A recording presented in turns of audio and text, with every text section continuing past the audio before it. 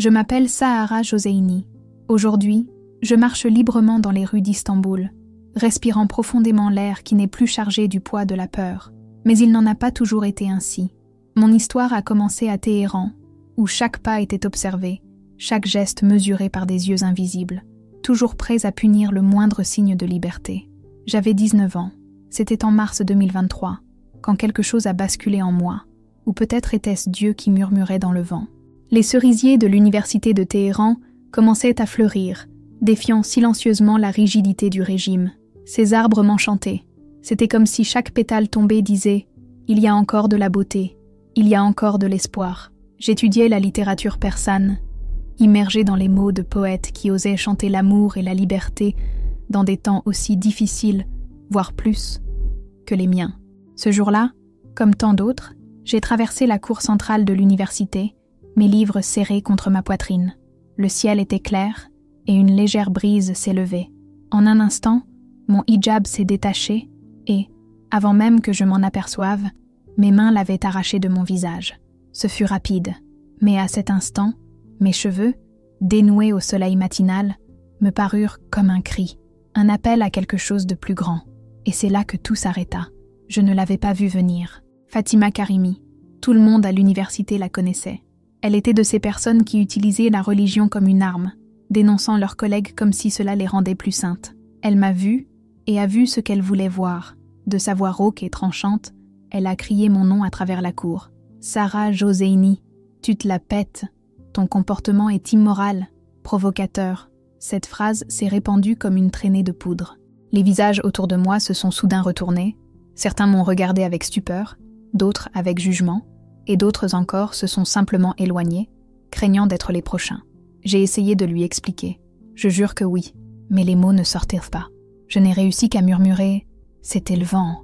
Malgré tout, je savais que ça n'avait aucune importance, ni pour elle, ni pour le système. Fatima sourit. Ce sourire froid que seul celui qui se nourrit de la douleur des autres peut offrir. Et puis, j'ai compris. Mon destin était scellé. Cela n'a pas pris longtemps. Moins d'1 heure plus tard, les gardes Bassidjis étaient sur le campus. Je me suis cachée dans la bibliothèque, essayant de me fondre dans la masse des livres, comme si les poèmes que j'aimais tant pouvaient me protéger. Mais ils m'ont trouvée. Leur chef me regarda comme s'il avait déjà prononcé le verdict. Son visage dur, sa barbe grise, ses yeux qui ne cherchaient pas la vérité, seulement une victime. « Joseini, tu seras emmené. On t'accuse de façade filarzia, la corruption dans le pays. » Ces mots résonnent encore dans ma mémoire, comme les cloches d'une phrase qui a presque détruit ma vie. La corruption sur terre, tout cela à cause d'un moment, un moment où mes cheveux ont touché le vent, et le vent a osé toucher mon âme. La corruption sur terre. Ces mots me tombèrent dessus comme un coup de tonnerre, lourd, vague, et pourtant terriblement définitif. Ils pouvaient signifier n'importe quoi, ou rien. Ils pouvaient signifier la prison, la torture, peut-être pire. Quand je me levais de table, j'avais l'impression que mes jambes étaient en papier. Les livres que je tenais me glissèrent des mains et tombèrent avec un bruit sourd, comme si ce bruit scellait mon destin. La marche jusqu'à la fourgonnette des Bassidjis me parut interminable. Chaque pas était une punition. Le silence de la cour était plus fort que n'importe quelle parole. Les regards de mes camarades me suivaient de derrière, durs, choqués, certains même les larmes aux yeux. Surtout les filles, qui savaient, demain, ce pourrait être n'importe laquelle d'entre elles. Personne n'osait rien dire. Personne. Pas un murmure pour ma défense. En arrivant à la maison, ma mère m'attendait déjà sur le pas de la porte. Saab, toujours si calme, si pleine de tendresse, était méconnaissable. Elle avait reçu l'appel de l'université avant moi. Son regard, qui m'avait toujours enveloppée d'amour, contenait maintenant quelque chose qui me brisait le cœur.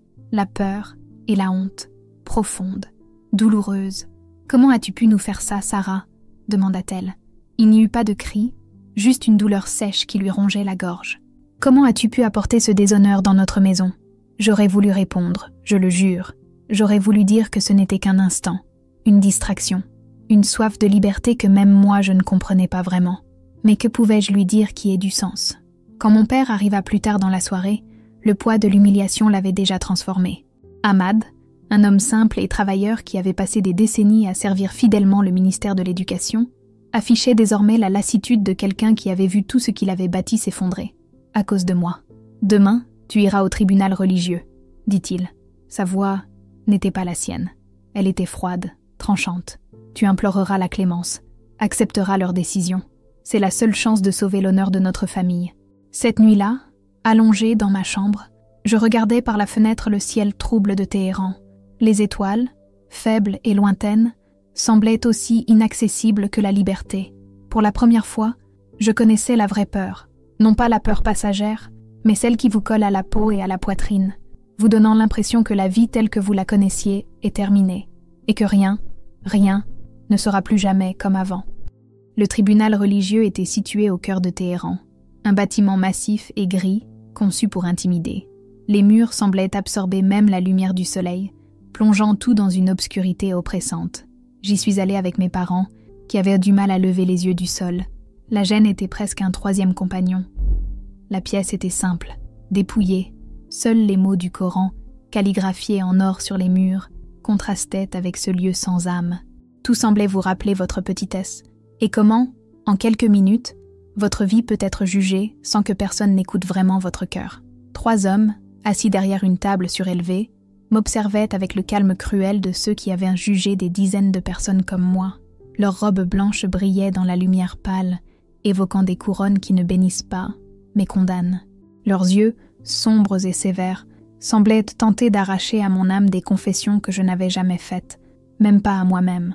Le président du tribunal, un vieil ayatollah à la barbe longue et blanche comme neige, sur les toits de Beurs, commença à parler d'une voix imprégnée de siècles de tradition et d'autorité.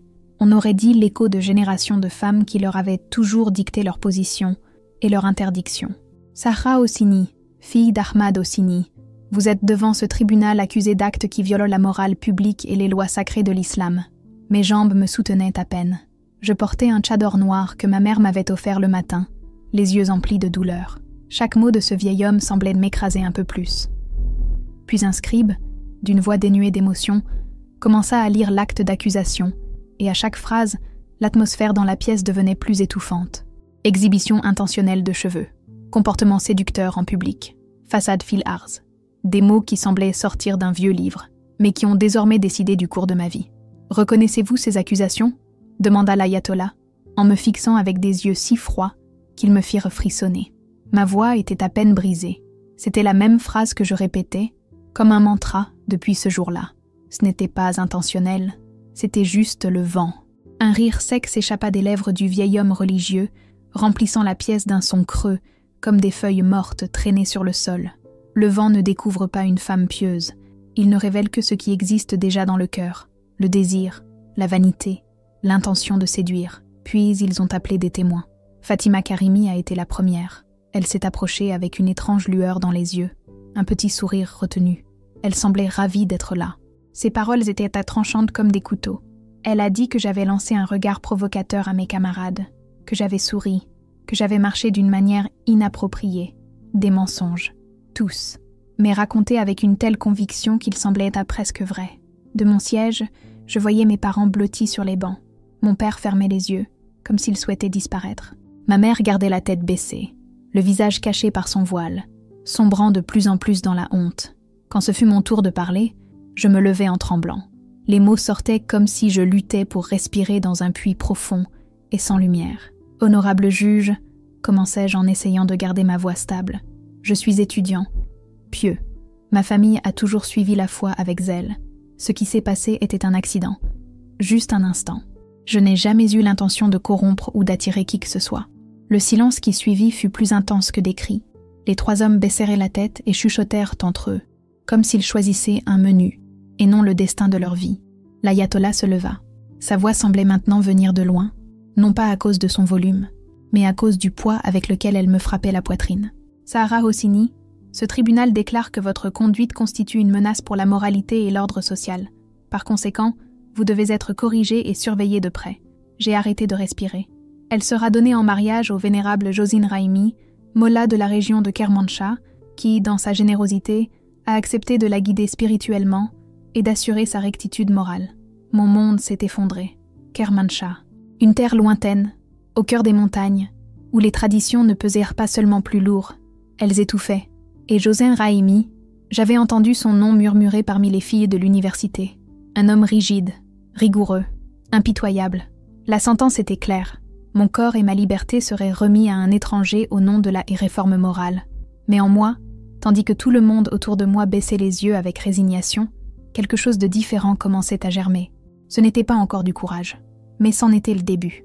Un homme d'une 60aine d'années, connu dans toute la région pour sa sévérité implacable et son interprétation brutale de la loi islamique, son seul nom suffisait à faire taire des salles entières. En l'entendant, je n'ai pas pu me retenir. Les mots m'ont échappé avant même que je ne m'en aperçoive. S'il te plaît, ne... Mais le verdict était déjà scellé, irrévocable. Dans 2 semaines, je deviendrai l'épouse de Josin Rahimi. Juste le temps de sceller les documents légaux, mais pas de m'enfuir, pas de respirer. Ils appelèrent cela de la miséricorde, une seconde chance. Mais ce n'était qu'une prison sous un voile blanc, une sentence déguisée en rédemption.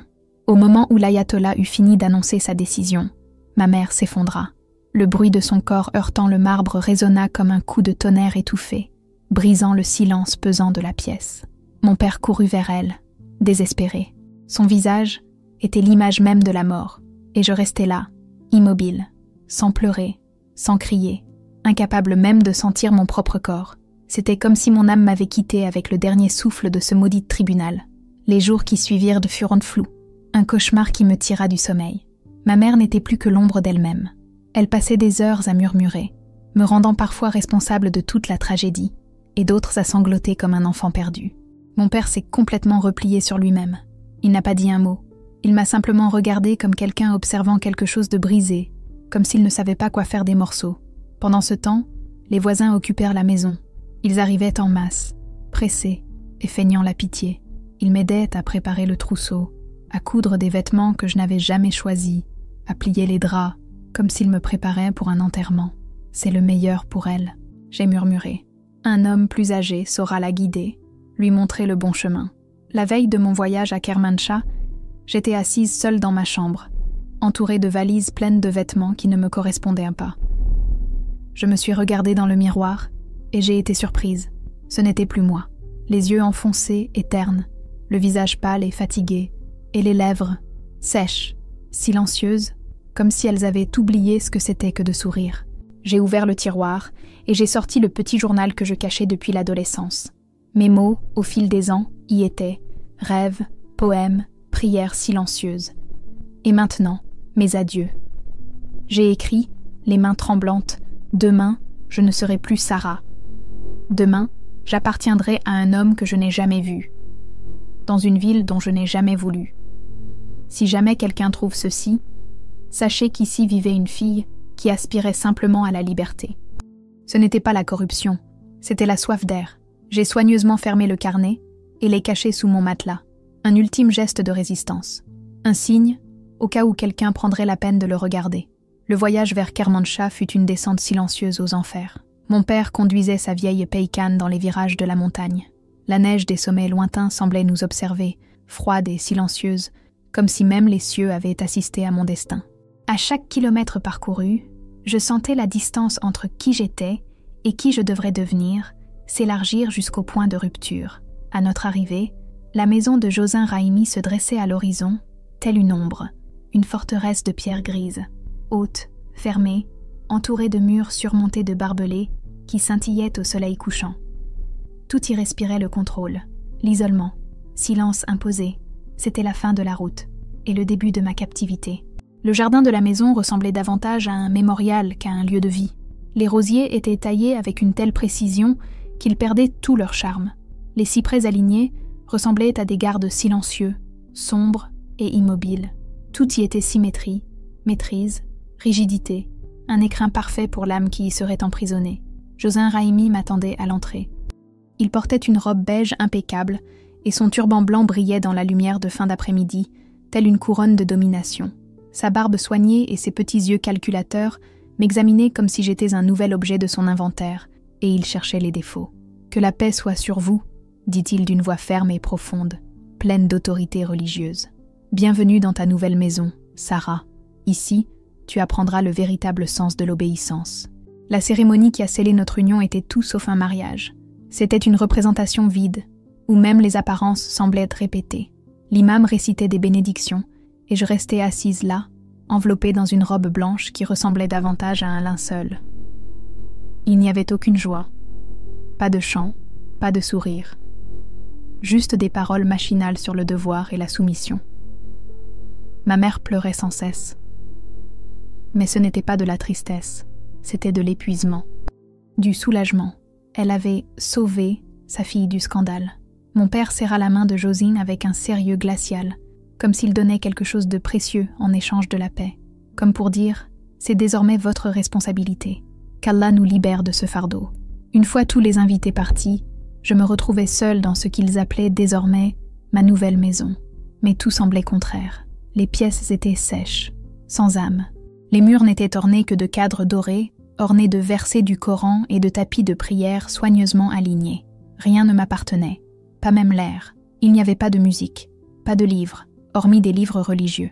Aucun signe de rire, de souvenir ou de vie. Josin m'a guidée dans tous les recoins de la maison, comme quelqu'un qui dresse un animal fraîchement arrivé. Elle m'a indiqué les espaces, les règles, les horaires, les limites. Tout était dit avec une froideur chirurgicale. Tu te réveilleras à l'aube pour préparer mon café.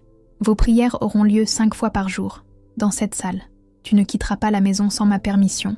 Et si tu le fais, ce sera avec moi. Tu ne parleras pas aux inconnus, surtout pas aux hommes.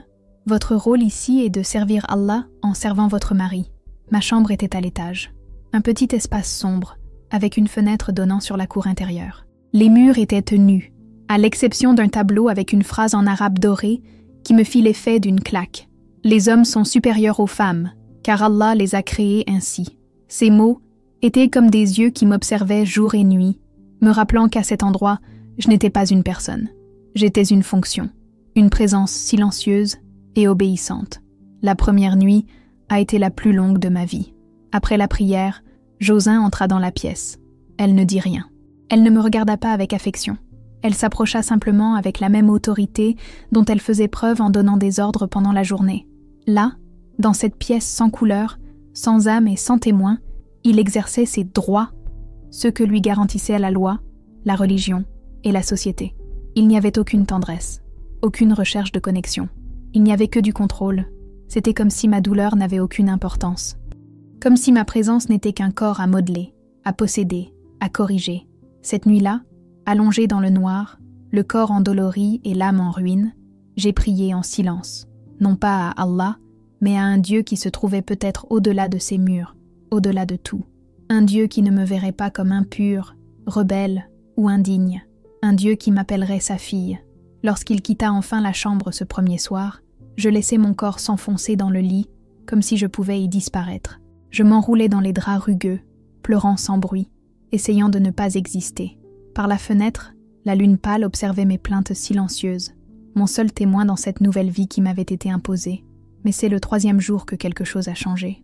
J'étais dans la cuisine, en train de préparer thème du matin tutino les doigts tremblants.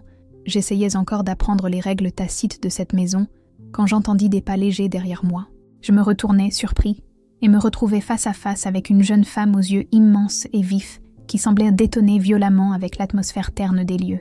Son hijab était légèrement de travers, laissant apparaître quelques mèches de cheveux châtain clair, et elle dégageait une force tranquille, comme si le monde avait tenté de la briser et qu'elle avait appris à résister de manière invisible. « Tu dois être la nouvelle femme de mon père », dit-il d'une voix basse mais sûre. « Je suis Mariam, sa fille. » J'ai hoché légèrement la tête, n'osant pas parler.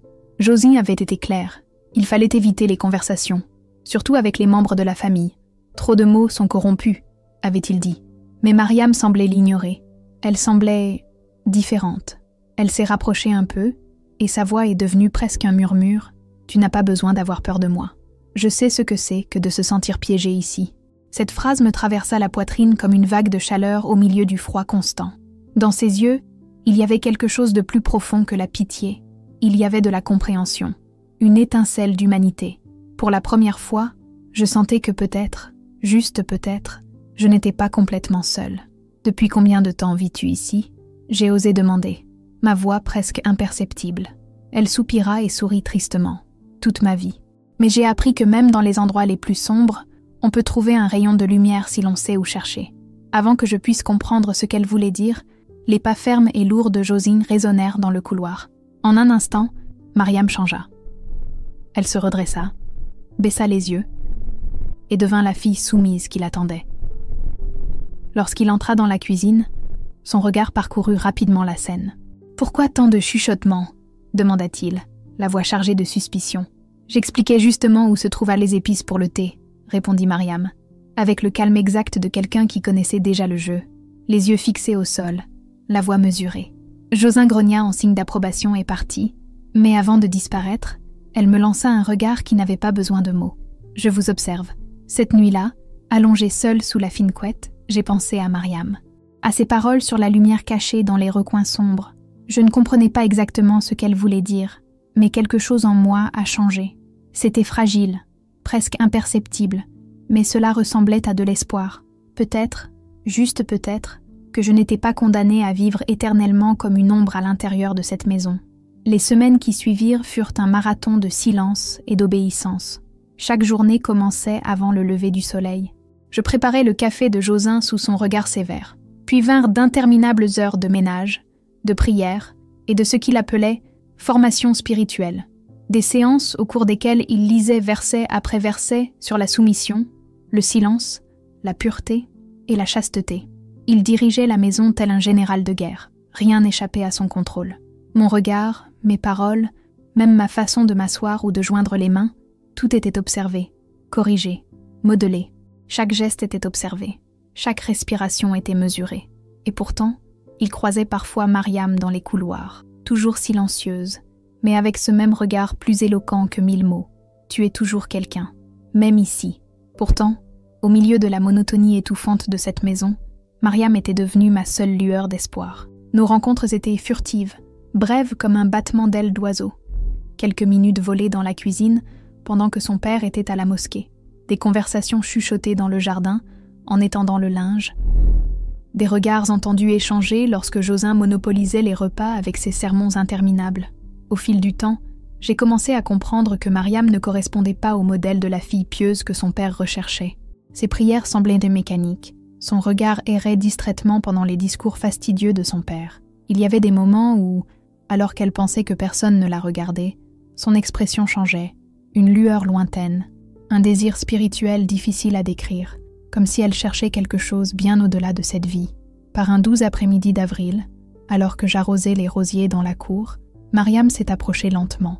Le doux parfum des fleurs fraîchement écloses se mêlait à l'air frais du printemps, et pendant un bref instant, je me suis sentie presque libre. « Sarah », dit-elle d'une voix douce mais urgente. « Puis-je te poser une question personnelle ?» J'ai hoché la tête, intriguée par le ton inhabituel. « Avez-vous déjà eu l'impression qu'Allah était loin, comme si vos prières montaient au ciel sans jamais être exaucées ?» L'audace de la question m'a surpris. Dans une maison où la foi inébranlable était la loi, admettre ses doutes était comme marcher sur une corde raide. Mais il y avait quelque chose dans les yeux de Mariam qui me faisait confiance. « Oui », murmurai-je en regardant autour de moi pour m'assurer que nous étions seuls, j'ai l'impression de crier dans un gouffre sans fond. Elle hocha la tête, ses yeux reflétant une profonde compréhension. Je ressens cela depuis des années, depuis mon enfance. Quelque chose en moi cherche. Quelque chose de plus, quelque chose de réel. Comme ça ? Demandai-je, encore hésitant, même si une partie de moi soupçonnait déjà la réponse. Mariam jeta un coup d'œil à la maison pour vérifier que Josin n'était pas revenu. Puis elle s'approcha. « J'ai étudié d'autres choses, d'autres formes de foi, » dit dans un murmure conspirateur. « Et j'ai trouvé quelque chose que je pense que vous devriez savoir. Mon cœur s'est emballé. Mariam, c'est dangereux.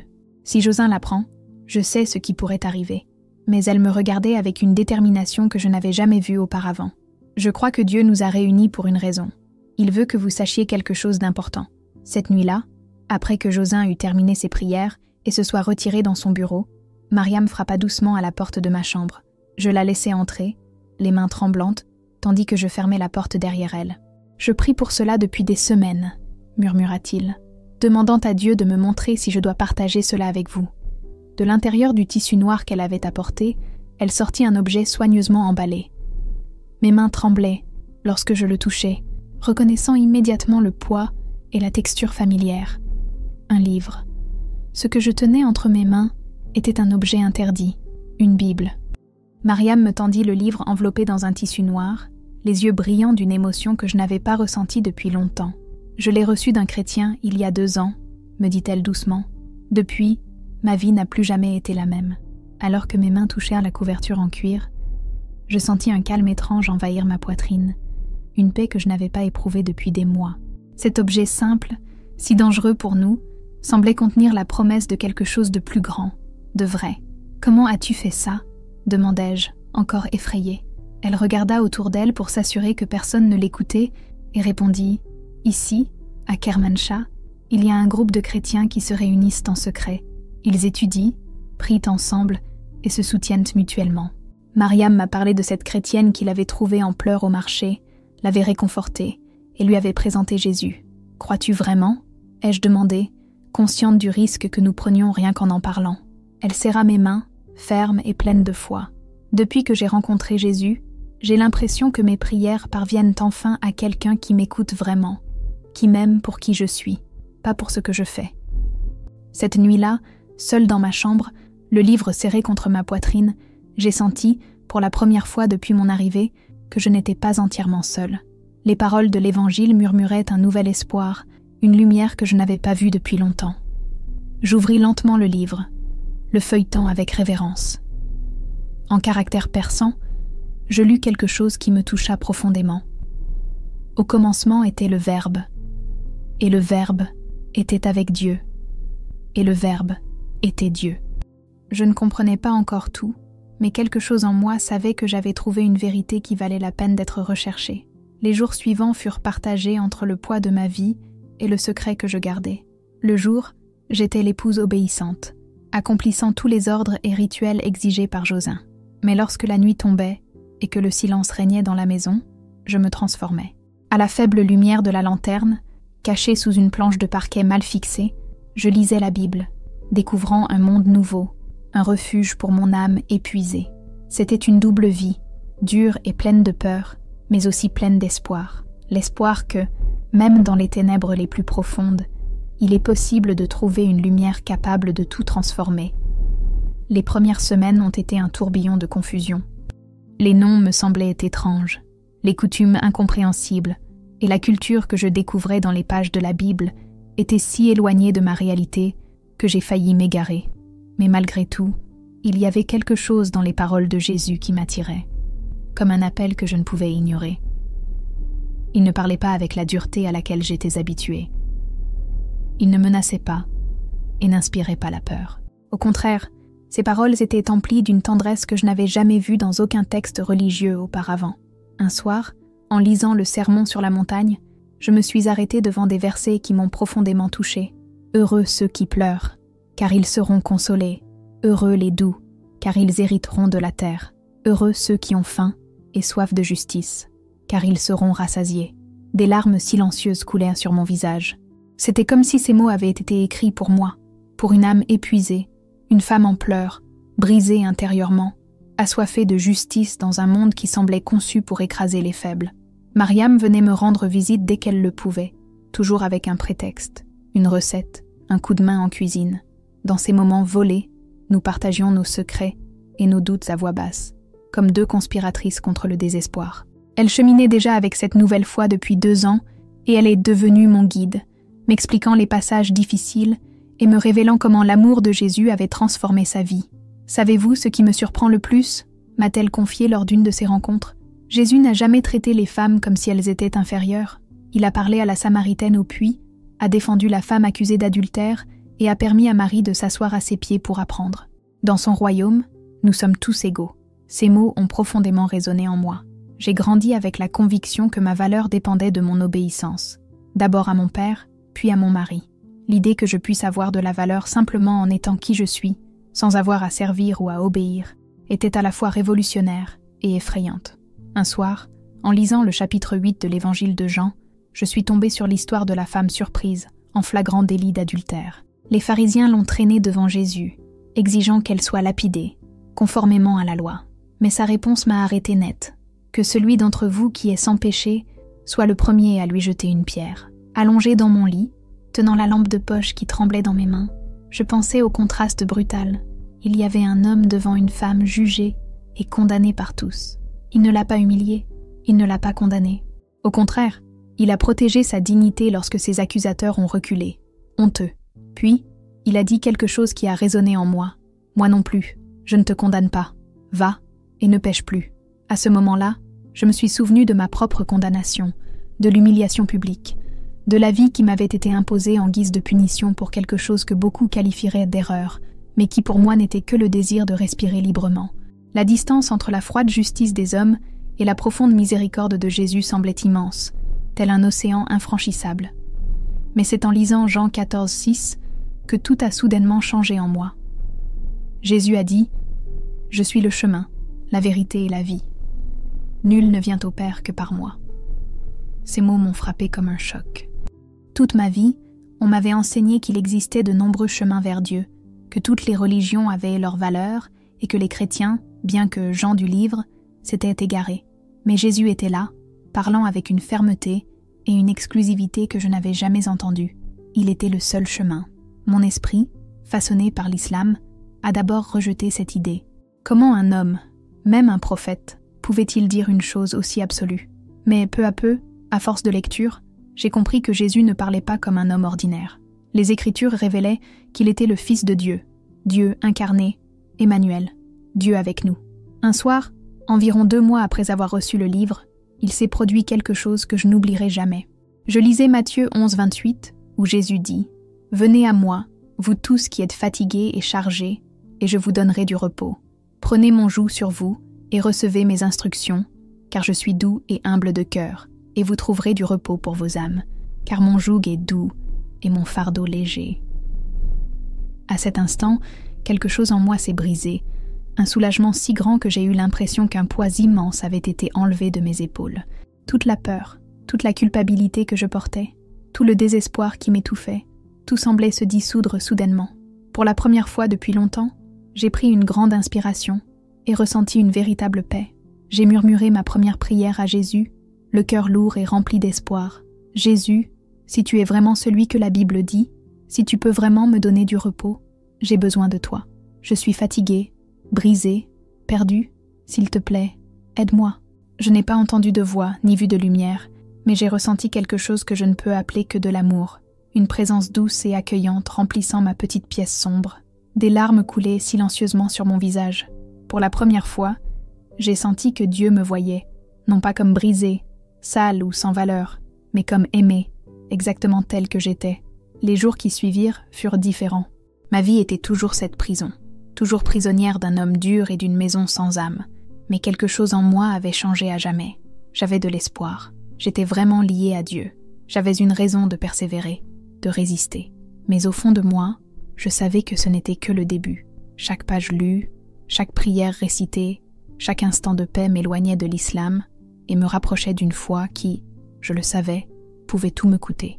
Une question a commencé à me tarauder l'esprit, simple et terrifiante. Serais-je prêt à risquer ma vie pour cette vérité? Puis, un matin, alors que je préparais le petit déjeuner de Josin, Mariam entra dans la cuisine. Son visage était plus sérieux que d'habitude. Elle attendit que nous soyons seuls, puis se pencha et murmura d'un ton pressant. « Sarah, je pense qu'il est temps pour toi de penser à partir d'ici. » Mon cœur s'emballa à ces mots. « Que veux-tu dire par s'échapper ?» Mariam me serra fort et dit « Il y a des gens qui peuvent t'aider, des chrétiens qui aident des femmes comme toi à s'échapper. Mais il faut être déterminé, pleinement engagé, car une fois que tu auras franchi le pas, il n'y aura plus de retour en arrière. » Je regardais par la fenêtre, observant les hauts murs qui entouraient la maison, tels des prisons invisibles. Au-delà, les imposantes montagnes semblaient des barrières naturelles, me séparant de ce que je pouvais difficilement appeler la liberté. Le choix que Mariam m'a demandé n'était pas seulement une fuite physique, c'était la décision d'abandonner tout ce que je connaissais, mon identité, ma foi, pour embrasser une vie entièrement nouvelle. Tremblante, je me suis demandé « Combien de temps me reste-t-il pour décider ?»« Pas vraiment », répondit-elle d'un air sérieux. « Mon père parle de t'emmener rendre visite à son frère dans une ville encore plus isolée. Si cela arrive, il sera presque impossible de t'aider. Cette nuit-là, seule dans ma chambre, la Bible ouverte dans mes mains tremblantes, j'ai prié avec une ferveur que je n'avais jamais ressentie auparavant. « Jésus, montre-moi ce que je dois faire. Si tu es vraiment le chemin, la vérité et la vie, donne-moi le courage de te suivre, quel qu'en soit le prix. » La réponse est venue d'un verset de Matthieu 10, 39 que je n'avais jamais remarqué. « Celui qui cherche à sauver sa vie la perdra, mais celui qui perd sa vie à cause de moi la trouvera. C'était comme si le ciel lui-même me parlait. À cet instant, j'ai su que ma décision était prise. Je devais quitter la vie que je connaissais pour trouver la vraie vie promise par Jésus. Je n'avais cependant aucune idée du danger qui m'attendait, des dangers qui mettraient à l'épreuve ma foi et mon courage comme jamais auparavant. Les préparatifs d'évasion ont commencé par des conversations furtives dans les recoins sombres de la maison. Mariam était ma bouée de sauvetage, mon lien vers un monde nouveau d'espoir et de liberté. « Il y a un réseau », expliqua-t-elle doucement, tandis que nous faisions semblant d'étendre du linge dans le jardin. « Des chrétiens qui aident des gens comme vous. Ils ont des itinéraires secrets, des contacts à la frontière. Mais un faux pas, et nous serons tous en danger. » Ce réseau avait été mis en place par des chrétiens iraniens ayant réussi à fuir en Turquie. Ils opéraient en toute discrétion, utilisant des codes et des signaux pour communiquer. Le contact s'est produit presque invisiblement.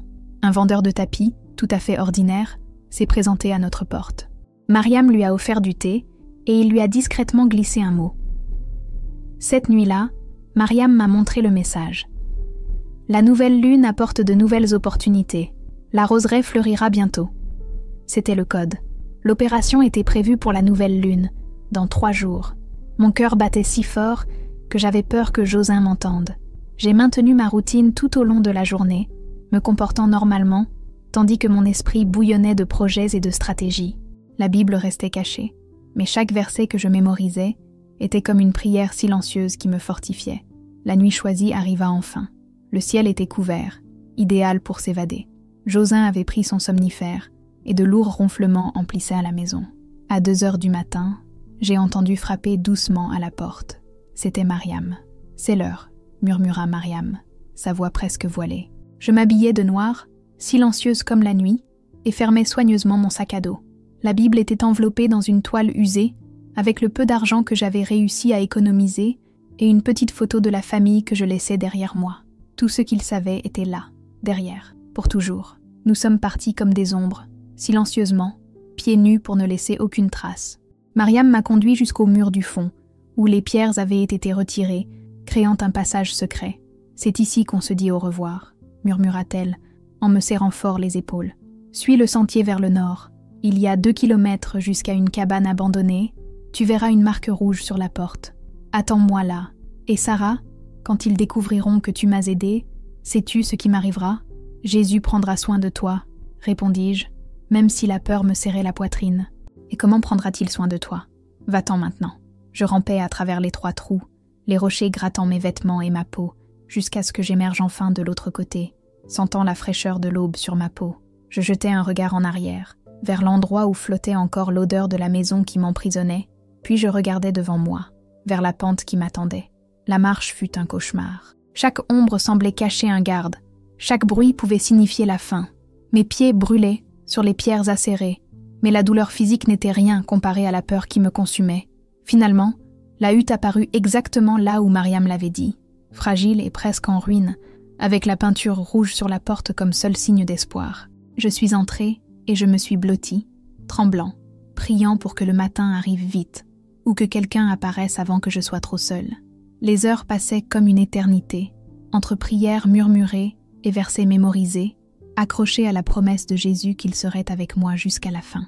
Alors que les premiers rayons de soleil commençaient à filtrer par l'entrebâillement de la porte, j'entendis des pas dehors. Mon cœur faillit s'arrêter. La porte s'ouvrit lentement et une femme d'âge moyen, au regard bienveillant et posé, entra. « Sarah, c'est toi ?» demanda-t-elle avec un doux sourire. « Oui », réussis-je à répondre, la voix faible. « Je m'appelle Nasrine. Je suis venue vous mettre en sécurité. » Les 24 heures suivantes furent une course silencieuse à travers les sentiers de montagne. Nasrine connaissait chaque sentier secret, chaque cachette. Nous marchions la nuit et nous reposions le jour, toujours cachés, toujours sur le qui-vive. Lors d'une pause dans une grotte froide, Nasrine m'a raconté son histoire. Elle était mollah, érudite du Coran, jusqu'à ce qu'elle trouve la foi qui a changé sa vie et qu'elle s'enfuit. « Tu n'as pas peur ?» demandai-je, stupéfait. « Bien sûr », répondit-elle, « mais la peur ne peut pas contrôler ma vie quand j'œuvre pour Dieu. » Le 2e jour, à l'approche de l'Orestan, le danger s'est accru. Les avant-postes militaires se sont multipliés et nous avons dû chercher des chemins encore plus secrets, évitant tout signe susceptible de nous trahir. C'est à cette étape du voyage Alors que les montagnes s'élevaient imposantes comme des géants silencieux entre la captivité et la liberté, que le plus grand danger nous attendait. Nous marchions sur des sentiers presque invisibles, les pieds meurtris, trop fatigués pour sentir le froid de la nuit. Soudain, Nasrin s'arrêta et leva la main, indiquant le silence absolu. « Patrouille », murmura-t-il, ses yeux scrutant la vallée en contrebas où des lampes de poche dansaient selon un motif méticuleux. Mon sang s'est glacé. Je savais ce que cela signifiait. Des soldats armés, des chiens dressés pour détecter toute présence humaine, et une technologie de localisation capable de nous localiser même dans l'obscurité. Un faux pas pouvait être fatal. J'ai retenu mon souffle et me suis accroché à la foi qui me soutenait. « Jésus, j'ai confiance en toi. Il faut trouver un autre moyen », murmura Nasrin, mais sa voix était lourde de sens, me révélant à quel point le temps était compté. Nous passâmes les 6 heures suivantes, blottis dans une crevasse entre d'énormes rochers, immobiles comme des statues, tandis que les projecteurs de la patrouille balayaient la montagne dangereusement près de l'endroit où nous nous cachions. Le froid de la nuit semblait glacial, et nos vêtements ne nous protégeaient pas suffisamment. Mais nous ne pouvions même pas penser à bouger pour nous réchauffer. Je restais là, silencieuse, répétant mentalement le psaume 23, cette promesse que j'avais mémorisée. Même si je marche dans la vallée de l'ombre de la mort, je ne crains aucun mal, car tu es avec moi. Lorsque les lumières se sont finalement estompées, et que les bruits des soldats se sont estompés dans les montagnes, Nasrin m'a conduit sur un itinéraire encore plus périlleux, un sentier étroit et instable qui longeait une chute abrupte, une falaise qui semblait plonger dans l'abîme. « Accroche-toi bien au rocher », m'avertit-elle d'une voix ferme. « Ne regarde pas en bas, suis mes pas. » Le vent mordant m'a presque arraché du sentier, et plus d'une fois mes bottes ont marché sur des pierres détachées qui sont tombées dans le vide, faisant des bruits qui semblaient résonner toute la nuit, glaçant mon âme. Mais miraculeusement, après 2 heures de marche, le cœur serré, nous avons réussi à franchir la falaise. À l'aube du 4e jour, nous sommes arrivés sur un territoire que Nasrin reconnaissait comme la dernière zone frontalière. Devant nous, une large vallée s'ouvrait, marquant la frontière officieuse entre l'Iran et la Turquie. C'était une zone patrouillée occasionnellement, mais pas constamment. Nasrin désigna un groupe de collines basses au loin. « Tu continueras seul à partir d'ici », dit-elle, son regard mêlant tristesse et détermination. Plus au nord, à une dizaine de kilomètres, il y a un poste de contrôle turc. Une fois arrivé, demande le message religieux. Dis-leur que tu es un chrétien converti fuyant les persécutions. Ils sauront quoi faire. Tu ne viens pas avec moi ? Ma voix était tendue, la peur me serrant la poitrine à l'idée de continuer seule. Mon travail s'arrête ici, répondit-il avec un sourire triste. J'ai d'autres personnes à aider en Iran, mais tu pars pour ta nouvelle vie. Jésus t'a amené jusqu'ici et il te mènera jusqu'au bout. Avant de partir, elle m'a serré fort dans ses bras et a sorti de son sac à dos une petite croix en bois, simple mais pleine de sens. C'est pour te rappeler que tu n'es jamais seule, a-t-elle dit en la posant dans mes mains tremblantes. Voir Nasrin s'éloigner, retourner au danger pour aider les autres, a été l'un des moments les plus difficiles et les plus inspirants de mon parcours. Cette femme courageuse avait tout risqué pour me sauver. La dernière marche vers la frontière turque semblait presque irréelle. Pour la première fois depuis des jours, je marchais au soleil, ressentant la chaleur de la liberté qui approchait. Même si j'étais encore sur le sol iranien, chaque pas m'éloignait de la prison qui m'emprisonnait, vers un endroit où je pouvais vivre ma foi sans peur. Tout autour de moi, la nature semblait conspirer pour me donner de la force. Des collines verdoyantes, des ruisseaux cristallins coulant entre les rochers, des fleurs sauvages peignant la campagne de couleurs vives. Mais la solitude pesait lourd. J'étais seule, sans carte, sans communication, guidée uniquement par les instructions que Nasrin m'avait données et par la foi qui me soutenait désormais. Plus d'une fois, je me suis égarée et j'ai dû faire demi-tour, gaspillant de précieuses heures et consumant mes dernières forces. Mais lorsque j'ai enfin aperçu les drapeaux turcs flotter au loin sur ce qui était clairement un poste frontière, au bout du 5e jour de mon évasion, j'ai failli lâcher prise, submergée par le soulagement. Après des jours de peur constante, de dangers imminents et de marches apparemment interminables, j'avais enfin atteint la terreur. Mais même si j'avais franchi cette ligne invisible séparant la prison de la liberté, mes ennuis n'étaient pas terminés. Alors que j'approchais du poste de contrôle, des soldats turcs sont soudainement apparus, armes pointées sur moi, hurlant des ordres dans une langue que je ne comprenais pas. Désespérée, je me suis jetée à terre, j'ai levé les mains et j'ai crié en farsi « Asile, chrétien, asile religieux !» Les minutes qui ont suivi ont été un tourbillon de voix précipitées et de regards méfiants, tandis que je restais en détention, attendant de savoir ce qui allait se passer. Puis, enfin, un officier parlant un peu le farsi s'est approché et a commencé à me poser des questions simples. Mon nom, d'où je venais, pourquoi je cherchais refuge. J'ai pris une grande inspiration et j'ai dit, avec une clarté qui m'a même surpris, « Je suis chrétien. Je me suis converti de l'islam et j'ai été forcé d'épouser un mollah. S'il me renvoie, je mourrai. » Le silence qui a suivi était pesant, tandis qu'il scrutait mon visage. Au bout de quelques minutes, il a passé un appel radio. 20 minutes plus tard, une femme entra au poste. Elle se présenta comme traductrice et enquêtrice sur les dossiers d'asile religieux. « Racontez-moi votre histoire », demanda-t-elle dans un farsi parfait.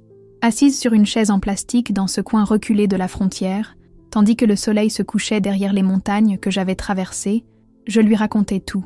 Mon crime à l'université, le mariage forcé, Mariam et la Bible, ma conversion et ma fuite désespérée. À la fin, j'ai vu les larmes aux yeux de la femme. « Vous avez parcouru un chemin semé d'embûches pour votre foi », m'a-t-il dit avec tendresse. « Bienvenue en Turquie. Personne ici ne vous forcera à renier Jésus. » Ces mots ont résonné dans mon âme comme des cloches de liberté. Pour la première fois, j'étais dans un lieu où je pouvais louer le Dieu que j'aimais, où je pouvais lire la Bible sans crainte et prier au nom de Jésus sans l'ombre de la persécution. Cette nuit-là, dans un centre de réfugiés temporaires de la ville frontalière de Douba Sud, je me suis agenouillée près d'un simple lit pliant. J'ai prononcé la prière la plus sincère de ma vie. « Jésus, tu m'as fait sortir d'Égypte en conduisant les Israélites. Tu m'as guidé à travers le désert en conduisant ton peuple. Maintenant, apprends-moi à vivre comme ta fille libre. » La réponse à cette prière est venue le lendemain, lorsque j'ai rencontré la communauté chrétienne turque, qui est rapidement devenue ma nouvelle famille spirituelle. Les premiers jours dans ce centre ont été un intense mélange de soulagement et de confusion. Après des années sous un contrôle oppressif, pouvoir faire des choix simples était un cadeau, mais cela apportait aussi peur et incertitude. Chaque étape de cette nouvelle vie était à la fois libératrice et effrayante. Le centre était rempli d'histoires similaires à la mienne, des yézidis fuyant la terreur de Daesh, des chrétiens assyriens dont les églises ont été détruites et des convertis à l'islam qui, pour la première fois, ont décidé de suivre Jésus, même en connaissant les risques. Je n'étais pas seule dans ce cheminement de foi et de sacrifice. L'assistante sociale qui m'accompagnait, une Turque nommée Aïcha, m'a calmement expliqué la procédure de demande d'asile religieux. « La procédure peut être longue », a-t-elle averti. « Des mois, voire des années. Mais en attendant, vous êtes en sécurité ici. » Ce mot, « en sécurité », me semblait étrange après avoir vécu si longtemps dans la peur. Le sentiment de sécurité est venu progressivement, par petits moments qui, ensemble, ont commencé à former un nouveau fleuve d'espoir dans ma vie. Le premier dimanche après mon arrivée, Eishi, un ami de la communauté, m'a invité à l'église locale. Mon cœur a fait un bond à cette invitation. « Est-ce vraiment sûr ?» demandai-je, encore sous le coup de la peur qui me rongeait depuis si longtemps. Il sourit et m'assura « Ici, en Turquie, la liberté religieuse est protégée par la loi. » L'église évangélique arménienne de Douas était simple, modeste, loin des imposants dômes dorés que j'avais imaginés pour des édifices religieux. Mais dès que j'ai franchi la porte, j'ai ressenti quelque chose de nouveau, une paix profonde que je n'avais jamais ressentie dans une mosquée. L'air semblait chargé d'amour et de sérénité. Le pasteur Armen m'a accueilli avec une chaleureuse accolade qui m'a immédiatement fait monter les larmes aux yeux. « Ma sœur, a-t-il dit en phare soigneusement prononcé, vous êtes de retour à la maison. » Le service était différent de tout ce que j'avais vu jusqu'à présent. Pas de rituels compliqués, de hiérarchies intimidantes ni de peur. Au lieu de cela, il y avait des chants édifiants, des prières sincères et des enseignements sur l'amour inconditionnel de Dieu. Quand Armen parlait du fils prodigue, le jeune homme qui s'était éloigné de son père et avait été accueilli par un festin, j'avais l'impression que la parabole racontait ma propre histoire.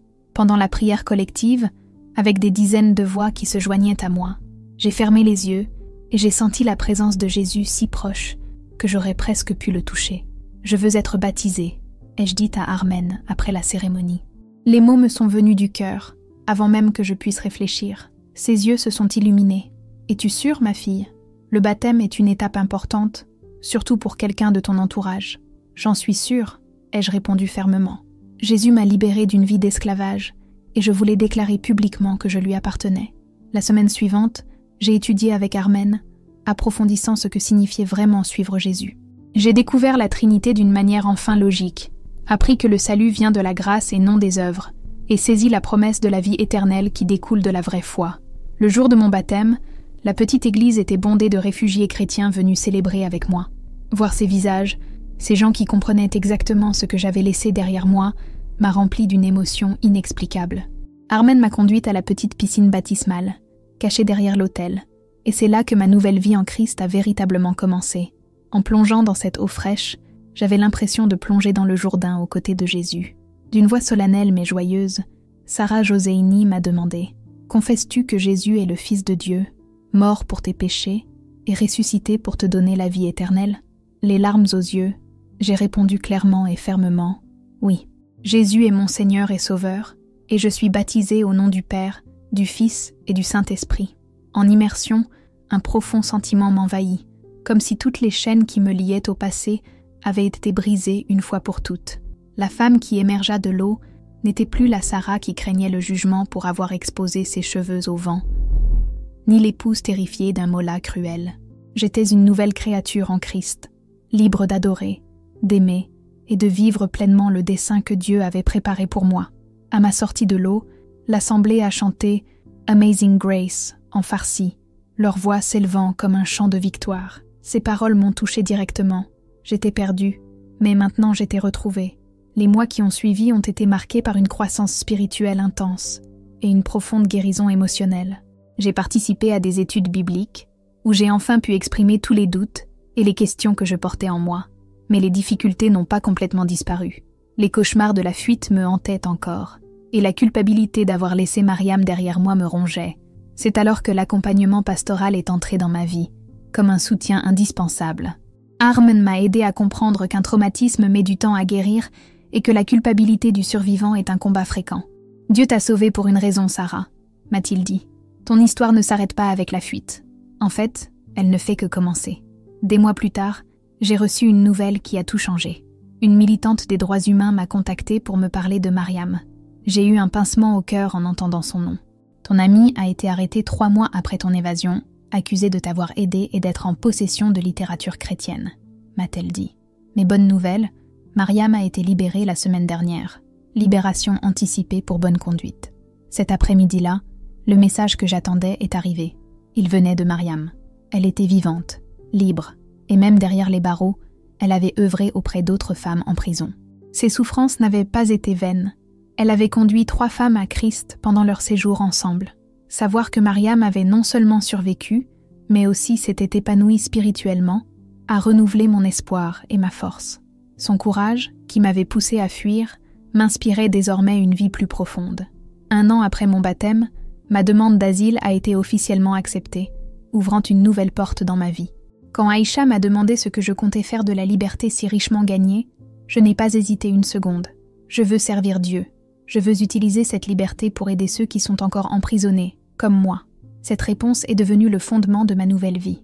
Je me suis rapidement impliquée dans une organisation de défense des droits humains, où ma mission consistait à documenter les cas de persécution religieuse et à soutenir d'autres réfugiés, ayant également fui l'oppression.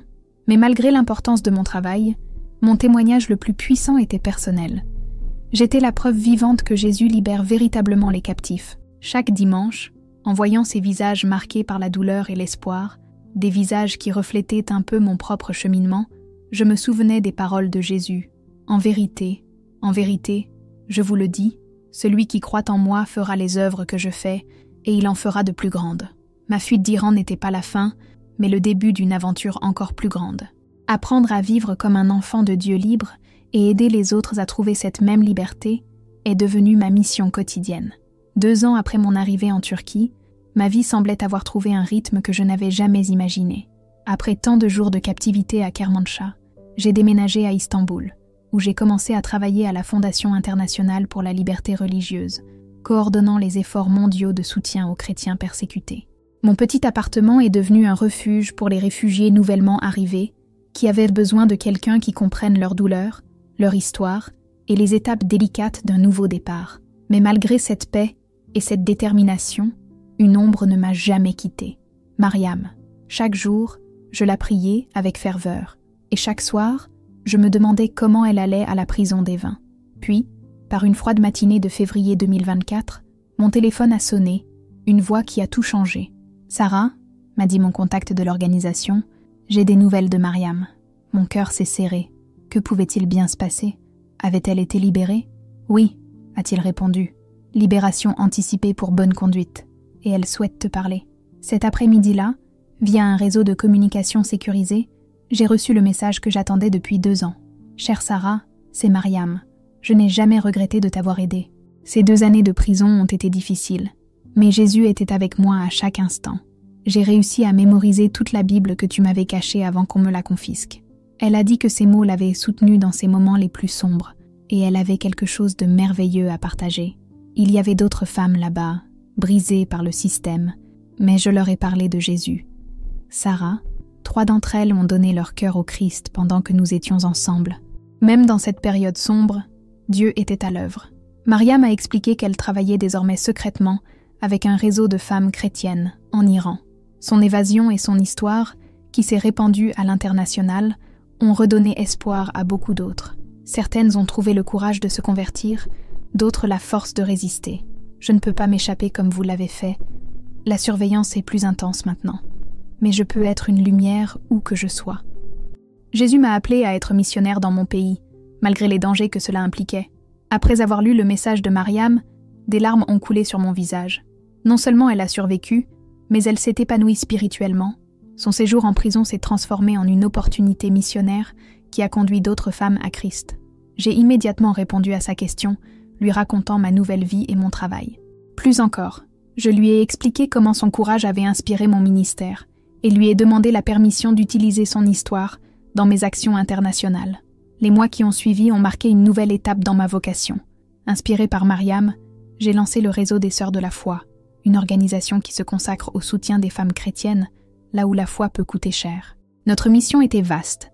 Distribuer des Bibles aux églises clandestines, donner aux réfugiés les moyens de défendre la liberté religieuse, coordonner des campagnes de sensibilisation mondiale et apporter un soutien émotionnel et spirituel aux femmes victimes de traumatismes liés à leur foi. L'histoire de Mariam est devenue un puissant outil de sensibilisation dans les églises occidentales. Son témoignage sur le ministère en prison a profondément touché ceux qui l'écoutaient. Il a fait couler des larmes et suscité un véritable désir d'agir.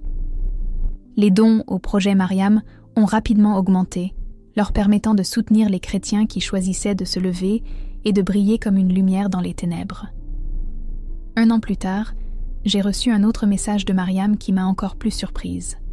« Sarah, le réseau s'agrandit », a-t-elle écrit. « Nous sommes maintenant plus de 50 femmes réparties dans 10 villes. Nous distribuons des Bibles, organisons des études bibliques secrètes et offrons un soutien aux femmes victimes de violences. Mais quelque chose de nouveau se produit. Vous souvenez-vous de mon père, le mollah qui m'a retenue captive? Depuis ma sortie de prison, il a observé le changement dans ma vie. Il a vu la paix que je porte en moi, la joie que je garde malgré tout. La semaine dernière, il m'a interrogée directement sur ma foi. Mariam a raconté qu'elle avait commencé à lui parler de Jésus, d'un amour qui n'exige pas la perfection, d'une grâce qui couvre toutes les erreurs. Son père pleurait comme un enfant. Toute sa vie, il a cherché à gagner la faveur d'Allah, mais n'a jamais trouvé la paix. Il n'est pas encore converti, et le chemin sera long et semé d'embûches, mais maintenant, il lit la Bible, pose des questions, cherche. Je prie chaque jour pour que l'homme qui la tenait captive retrouve un jour la même liberté que Jésus m'a donnée. En lisant ce dialogue entre Mariam et son père, j'ai été profondément touchée par l'ironie et la puissance de la rédemption divine. L'homme qui était mon bourreau est touché par le message qui m'a libérée. Dieu peut transformer n'importe quelle situation, toucher n'importe quel cœur, aussi impossible que cela puisse paraître. 3 ans après mon évasion, alors que je m'apprêtais à prendre la parole lors d'une conférence internationale sur la liberté religieuse à Genève, j'ai repensé à l'incroyable parcours de ma vie. Tout a commencé avec une jeune étudiante dont le seul crime était de laisser le vent jouer avec son hijab. Cette décision apparemment simple m'a fait traverser la vallée de l'ombre de la mort. Mais elle m'a aussi amené à un lieu de paix, de sens et d'espoir que je n'aurais jamais pu imaginer. Pour mon discours, j'ai choisi de conclure par des mots qui définissent ma vie aujourd'hui. Le vent qui a changé mon destin ce jour-là n'était pas un simple hasard. C'était l'Esprit de Dieu qui agissait, m'ouvrant la voie vers la vérité qui allait me libérer. Ma sœur Mariam m'a offert une Bible, alors que j'étais une mariée pleine de peur et de désespoir. Cette Bible a changé mon histoire. Aujourd'hui, ma plus grande prière est que nous puissions offrir ce même espoir à de nombreuses autres femmes, car la vérité libère, et cette liberté vaut bien le prix à payer. Que le Dieu de l'espérance remplisse de joie et de paix tous ceux qui cherchent sa face, même au milieu de la persécution.